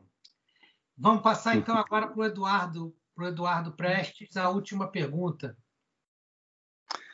Tá bem. Boa noite. Eu não sei se esse assunto já foi falado ou não, porque eu tive que dar uma saidinha. Eu sou editor, também editor, sou jornalista também, trabalho como editor, como jornalista. E aí eu tenho curiosidade também nessa questão. O resultado final, apesar de... Eu não sei, o tempo total do filme é quanto? 72 minutos. 73 minutos. 73. Muito bem. É tudo muito lindo, fluido e tal. A questão da cegueira é tratada de maneira muito delicada, muito elegante. E uma coisa que todo mundo tem curiosidade, né? Mas também há um estranhamento com relação a isso. E você tratar de uma maneira muito interessante, que você prende, né, você até o final. Mas o que eu queria falar é o seguinte: o documentário é uma obra mais aberta, né? Ao contrário do cinema de ficção, que é mais tudo fechadinho na edição, e o documentário é muito aberto, né? Bom, tem muitas entrevistas e tal, descartadas as que não seriam usadas. A curiosidade que eu tenho é, nos primeiros cortes, quanto tempo de corte vocês chegaram a ter nos primeiros, depois de escolhidos os entrevistados principais, assim? Eu venho da edição, né, Eduardo? Então, assim, eu nunca acreditei muito nessa coisa de fazer uma coisa muito grande para ir diminuindo, sabe? Assim, tipo, para mim é sempre uma construção é sempre uma construção de montagem o tempo todo. Então, nunca é uma coisa de juntando e aumentando e aí depois começa a montar, né? Sempre a montagem, algum processo de montagem que eu digo de forma, né? Não só de conteúdo, é importante. Então, acho que assim, a gente tinha, talvez, primeiro tudo juntado, assim, sei lá, 2h30, assim, não mais do que isso, sabe? E depois, não é que dessas 2h30 viraram 70, mas as coisas vão trocando. Dessas 2h30, o que sobrou talvez tenha sido 20, entendeu? E aí sai e entra, mas sempre um processo de tentar construir um filme com início, meio e fim que vai se alterando, entendeu? E não esse processo que algumas pessoas fazem, muitas pessoas, enfim, varia muito, né? Cada um de fazer grande vai diminuindo para achar, entendeu? Você fez uma pergunta bem específica, né? Eu acho, né? Bem técnica, né? E aí, é uma área que me interessa. A gente chegou a tentar fazer como o Walter citou a Renê, eu me lembro que ela chegou até a fazer uma sugestão de roteiro a partir da transcrição das entrevistas no papel e tal, que a gente juntou assim num dia de montagem, sabe? Assim, e aí olhou e falou, não, isso aqui não é e tal. Foi um exercício assim que ela fez lá, enfim, a gente estava ali, mas não sempre foi um processo de tentar achar a forma do filme junto com o conteúdo, entendeu? Né? Entendi, mas vocês chegaram a fazer um roteirinho no papel antes para a ilha? Não, direto para a ilha. A gente fez, aí assim, tipo, para ser sincero, foi feito, tipo assim, assim, conversado, aí esse roteiro foi juntado num único dia, né? Porque tinha todos os time codes ali e tal, foi juntado. Aí foi assistido, eu lembro que veio a Renê, o Walter, nem, tipo assim, era um negócio que... Aí ele olhou e falou assim, não serve para nada. Não serve para nada, não serviu para nada. Tipo assim, aí a gente começou a partir do que era mais relevante, né? Tipo assim, o que podia ser filme, né? Tipo assim, o que é filme e o que não é filme. Então, o filme seria isso, com isso, sabe? Assim, tipo, e não o conteúdo.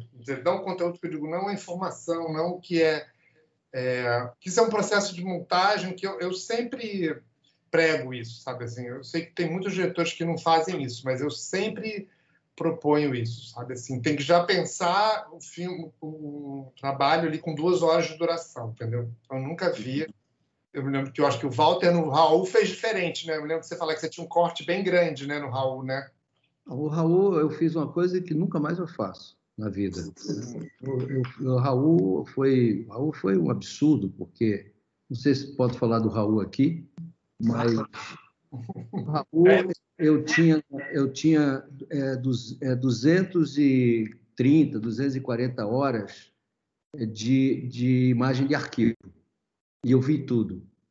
E eu filmei 200 horas. Ao contrário do Janela, eu filmei 94 e tem 54 pessoas no filme. Então, é um absurdo, um filme que eu não faria de novo essa experiência. E foi um filme que eu levei 1 ano e 6 meses redondos montando, né? Claro, eu saía do filme, eu me lembro que eu fiz Heleno, por exemplo, fotografei Heleno. Então, mas o Pablo Ribeiro, maravilhoso, que montou o filme comigo, o Pablo teve a pachorra de, no final da montagem, ele somou as horas que ele abriu e fechou o AVD durante a montagem. E aí ele somou as horas e foi fazendo as contas dele e deu 1 ano e 6 meses. Eu acho isso insano isso. Eu não faço mais. É muito insano.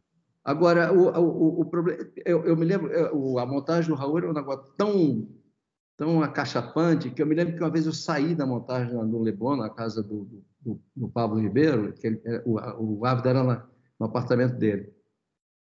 E eu desci, eu estava tão apavorado, sei lá, tão preocupado com aquilo, que eu saí andando no Leblon e fui chegando em Ipanema, fui chegando quase em Copacabana e lembrei que o carro estava lá embaixo da casa do que pegar o táxi e voltar para pegar o carro, porque eu saí andando e pensando, né? Porque o filme entra e sai de dentro de você, na verdade. O filme entra e sai dentro de você. Eu hoje sou mais econômico mas o primeiro corte tinha 12 horas. Eu não trabalho assim, eu acho que assim, para mim tem sempre essa... Por um exercício, né? Mas eu faço e refaço. Mas eu sempre tento fazer a construção já dentro da moldura. Então, se tem uma moldura de tempo, o que cabe naquela moldura? Né? Aí, como é que faz? Aí tira, bota, eu tento vários cortes, mas sempre tentando trabalhar dentro da moldura, entendeu? Que é essa moldura de, teoricamente, 2 horas, ou no caso de uma série de TV de 30 minutos e tal. Aí, não é isso, aí bota no tempo, sabe? Mas, assim, tipo, eu não faço grande, não. Vou experimentando, assim, tipo, diferente. Como é que é o nome do rapaz que fez essa colocação? Foi Eduardo? Essa colocação, por último, agora... Foi do Eduardo. Da edição, né? Eu diria para ele o seguinte, que ao mesmo tempo que eu fiz isso no Raul, e acho que não vou fazer mais, espero, o meu último filme tem 86 planos. 86 planos, ele não tem mais que isso. Então, não é 86 horas, não. Ele tem 86 planos. E eu tinha menos de 100 para montar o filme. Esse é o meu último filme. Então, o que eu quero dizer com isso é que cada filme é um rastro de memória de quem faz, entendeu? Cada filme é uma experiência vivida. Ou quando você filma, ou quando você monta, ou quando você joga ele aos leões, entendeu? Enfim, quando você lança o filme. Né? Aí, essa experiência é uma experiência de cada filme. Eu nunca consegui repetir nem entender, compreender um filme de cinema, por exemplo, que também eu não fui tanto como o Raul, mas também um filme mais à moda do Janela da Alma, já é outra história, né? Já é uma outra história, né? O filme de cinema, por exemplo, é um filme que a rigor não era para eu terminar. Não era para eu terminar. Eu queria continuar o filme porque era um filme sobre a linguagem. Como a linguagem não se exaure, eu queria ir. E um dia, quando eu não aguentasse mais, quando eu não estivesse mais enxergando ou caminhando, eu passaria para uma outra pessoa que se interessasse por aquilo. Continuava fazendo o filme. Isso é muito legal. Mas o Marcelo entrou no filme, E ele assinou um contrato, arranjou um dinheiro, assinou um contrato. No que assinou um contrato, eu fiquei com a data, eu tive que entregar o filme. Aí eu fiz o filme só... Se eu não tivesse me associado ao Marcelo para arranjar dinheiro, eu nunca teria terminado o filme e eu acho que não devia mesmo terminar. Eu estou falando da linguagem. Que não se esgota. Gente, olha, muito obrigado. Valeu, gente. Muito bacana, porque, inclusive, nesse final, né, uma das funções aqui é a gente entrar na engenharia dos filmes, falar da engenharia dos filmes, como esses filmes são construídos, né? Eu também faço muito essa comparação com casas, né? São sempre casas diferentes, são sempre arquiteturas diferentes, enfim. E acho que uma das funções do Cineclube é essa, e hoje foi uma sessão com bom público, mais de 40 pessoas aqui. Esse material fica gravado, então ele fica disponível aí direto no YouTube do Cineclube Casas Casadas, o que aumenta ainda mais a visibilidade da conversa. Então, eu queria, antes de terminar, agradecer primeiro ao João Jardim. Boa noite, João. Obrigado. Eu que agradeço. Obrigado a todo mundo que ficou. Enfim, foi um prazer conversar. Boa sorte, Alexandre. Enfim, foi muito bom. Obrigado a vocês. Obrigado, Afonso. Obrigado, Flávio. Obrigado, Walter. Ao Walter também, boa noite. Obrigado mais uma vez aí pela presença, como sempre, brilhante. Obrigado, querido. Obrigado a todos. Foi maravilhoso o nosso encontro. E eu fecharia dizendo que um dia de filmagem, ou melhor, um dia de filmagem, é um dia de vida. Uhum. É isso aí. Obrigado, Gente... ABC. Obrigado, ABC. O Afonso já foi, mas pediu para deixar uma boa noite aqui para todo mundo. César que... César ficou atrás de mim. Você é foda, né, César? Conseguiu, né? Mas eu consigo. Mas ainda estou atrás de muitas outras pessoas também, para a gente poder continuar esse grande papo, falar sobre cinema, que é o que a gente gosta, e explorar cada vez mais. Eu vou fazer uma live com o César só para contar as histórias do César na minha vida. Vai ser mais corrido que hoje, muito mais. Alô, gente. O bom que sempre foram boas histórias, né? Histórias boas, histórias de cinema, que, como você disse, história de vida, né? Um pouco da nossa vida, um pouco do cinema. Viva o cinema brasileiro. Voltamos segunda-feira. Segunda-feira estamos de volta. Abraço a todos. Alô, gente. Beijo, Walter. Alô, saúde e paz. Tchau, João, adorei te ver. Você está bonito, João. Tá bom. Você que tá. O que você está tomando, cara? Estou chegando nesse lugar aí, esse cabelinho igual ao teu. Mas o cabelo... Eu estou seguindo seus passos. Não, o cabelo. Cabelo branco é dignidade. Eu quero saber esse sorriso lindo, maravilhoso, que se mantém. Isso é maravilhoso. Cara, isso é sei lá o que é, viu, bicho? Tá amando, tá apaixonado, deve ser. Ô, Valtinho, quando as pessoas perguntam assim para mim também, João, a gente fala assim, pô, tá cabelo branco? Eu falo, não, eu pinto para ver se alguém me respeita. Você também, Walter. Continua com o mesmo sorriso. Tchau. Filme agora. Tchau, boa noite. Tchau. Abraço, tchau. Parabéns.